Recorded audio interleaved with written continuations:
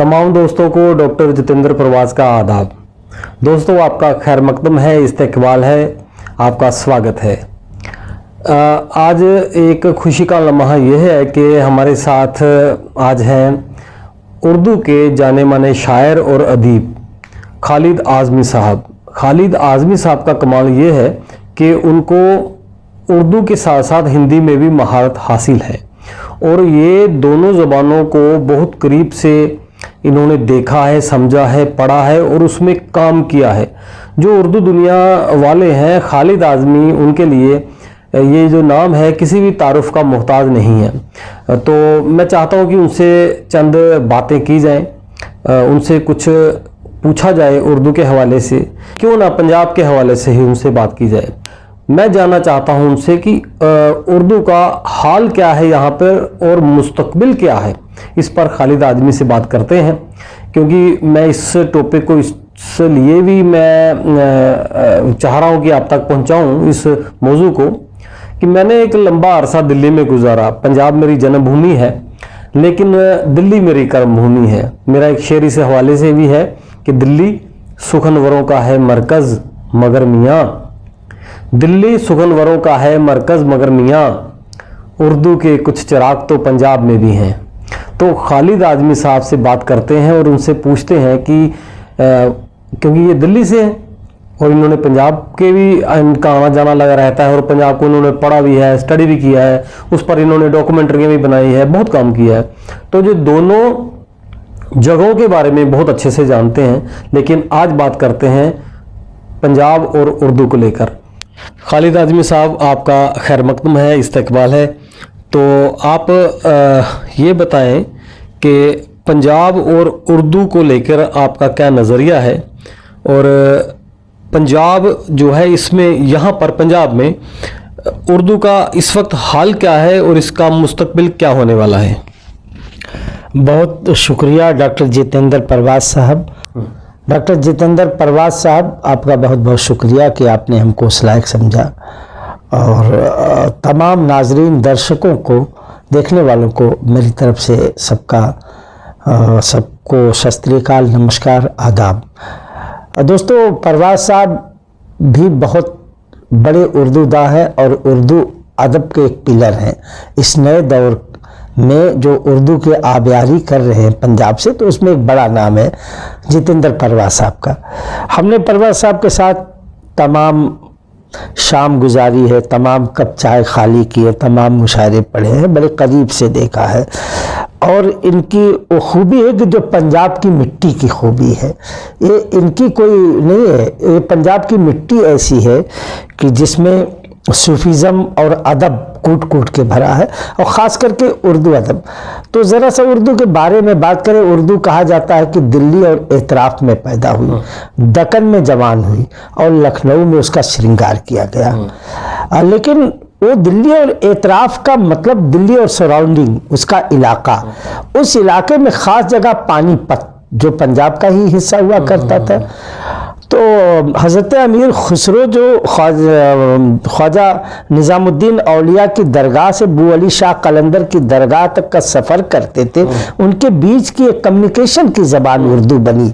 और यकीनी तौर पे कहा जाए तो वो पानीपत की ज़मीन जो पंजाब की है, असल उर्दू का बीज वहीं से पड़ा था, बीज वहीं बोया गया। उसकी मिसाल इससे है कि उसी पानीपत की सरजमीन पे एक बड़ा नाम मौलाना अल्ताफ़ हुसैन हाली, और जिसे उर्दू शायरी के मॉडर्नाइजेशन का शायर कहा जाता है, जदीद शायरी को जो उन्होंने, और शायरी के अलावा उन्होंने तमाम नस्र पे भी काम किया, अदब पे भी काम किया। और अब इसके बाद देखिए हाल, माजी में कितनी बड़ी फहरिस्त है, पंजाब का कितना बड़ा एहसान है उर्दू अदब पे।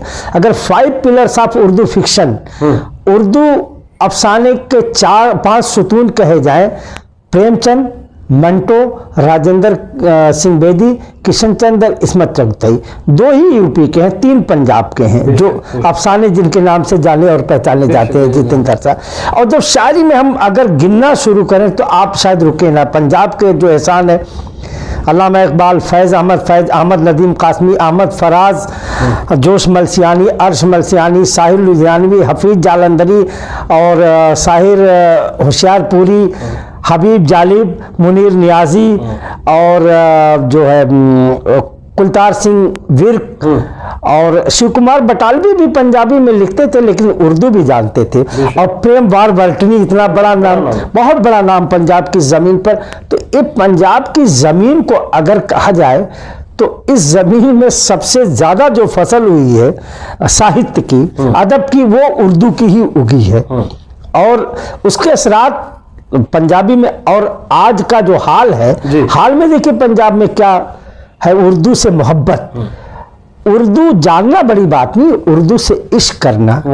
लोग उर्दू जानते होंगे, उर्दू वाले होंगे, लेकिन पंजाब वाले उर्दू ना जान के भी उर्दू के हैं। अच्छा, इसमें ये बात है कि उर्दू ना जाना मतलब उर्दू स्क्रिप्ट, हाँ, उर्दू स्क्रिप्ट ना भी जान करके उर्दू के हैं। तो स्क्रिप्ट, जबान किसी स्क्रिप्ट की गुलाम नहीं होती, और न तो कोई शायर शायरी किसी गुलाम नहीं होते। यही पंजाब के शायर कुंवर महेंद्र बेदी ने कितना अच्छा शेर कहा था कि इश्क हो जाए किसी से कोई चारा तो नहीं, सिर्फ मुस्लिम का मोहम्मद पे इजारा तो नहीं। आज उर्दू की जो हिफाजत पंजाब में हो रही है, मेरा यकीन है कि ना तो दिल्ली में हो रही है, ना तो दक्कन में हो रही है, ना तो लखनऊ में हो रही है। वहाँ उर्दू सिर्फ प्रोफेशनल तौर पे जानी और पहचानी जा रही है, लेकिन पंजाब में लोगों से उर्दू से इश्क है और उसकी तमाम मिसालें हैं। आप देखिए पंजाब में कहा जाता है कि जैसे कह दिया गया कि एक मज़हब, किसी मज़हब की ज़बान नहीं है, जो अपना ले उसकी ज़बान है। हम आपको गिनवा दें कि पंजाब में लुधियाना में, फरीदकोट में, मलेरकोटला में, चंडीगढ़ में, होशियारपुर में, हर जगह मुशायरों की महफिल आरास्ता होती है। और उससे कम महफिलें लखनऊ और अवध में और हैदराबाद में होती, पंजाब में ज़्यादा होती है और ज़ौक़ और शौक़ से सुनते हैं। लेकिन हमारा यकीन है, वक्त बहुत कम है कि इन्होंने मुस्तकबिल की बात कहा। यकीनी तौर पे हम कह सकते हैं कि लोग कह रहे हैं कि उर्दू ख़त्म हो रही है, बार बार कह रहे हैं कि उर्दू ख़त्म हो जाएगी। कोई कह रहा ख़त्म हो रही है, कोई कह रहा ख़त्म हो गई। ऐसा कुछ नहीं है। हम कह रहे हैं, हमारा जो रिसर्च है, जो एनालिसिस है, हमें यकीन है कि उर्दू जितनी कमज़ोर हुई है, पंजाब में एक अस्पताल जो है अदब का, उस अस्पताल से उर्दू को ऐसी दवाई दी जा रही है कि उर्दू फिर से इतनी मजबूत खड़ी होगी। इसलिए हम कहते हैं कि मुल्क में रहते हैं तहजीब बचाने वाले, खुद ही मिट जाएंगे उर्दू को मिटाने वाले, और जान देकर भी बचाते रहेंगे उर्दू को जब तक जिंदा है साहिर के घराने वाले। ये साहिर का घराना, जितेंद्र परवाज, साहिर का मतलब पंजाब का घराना। साहिर तो पंजाब का बेटा था, और मेरे हमारे जो यकीन पंजाब नहीं पूरी दुनिया में जो शेर व अदब से शौक रखते हैं, सबसे ज्यादा दिल में धड़कने वाला अगर शायर कोई तो साहिर है। कोई ऐसा दुनिया में नहीं है कि जो कहता हो कि साहिर की शायरी नहीं।